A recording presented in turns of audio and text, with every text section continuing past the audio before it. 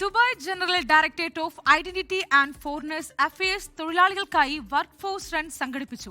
Dubai sports കൌൺസിലുമായി സഹകരിച്ച് നടത്തിയ work force റണ്ണിൽ ആയിരക്കണക്കിന് തൊഴിലാളികളാണ് പങ്കെടുത്തത്.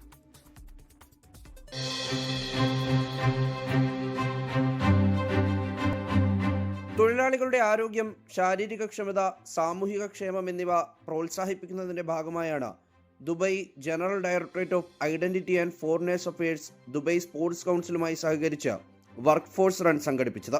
ഖുറാനിക് പാർക്കിൽ നടന്ന പരിപാടിയിൽ ദുബായിലെ വിവിധ മേഖലകളിലെ കമ്പനികളിൽ നിന്നുള്ള 1000-ലധികം തൊഴിലാളികളും ജീവനക്കാരും പങ്കാളികളായി.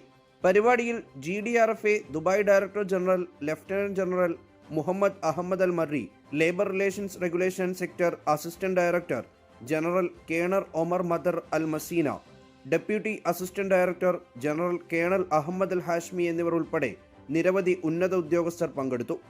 സമൂഹത്തിന്റെ ജീവിത നിലവാരം ഉയർത്തുന്നതിനും മനുഷ്യകേന്ദ്രീകൃത സമീപനം ശക്തിപ്പെടുത്തുന്നതിനുമായി വിവിധ കമ്മ്യൂണിറ്റി പദ്ധതികൾക്ക് പിന്തുണ നൽകുന്ന GDRFA ദുബായിയുടെ പ്രതിബദ്ധതയാണ് ഈ പങ്കാളിത്തത്തിലൂടെ വ്യക്തമാകുന്നതെന്ന് ലഫ്റ്റനന്റ് ജനറൽ മുഹമ്മദ് അൽ മർരി പറഞ്ഞു.